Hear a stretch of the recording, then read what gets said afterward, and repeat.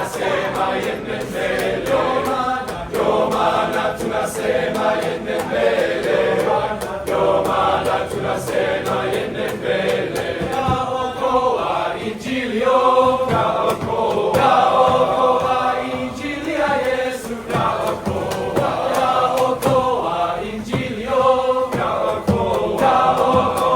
Injili ya Yesu, ndio maana tunasema yende mbele.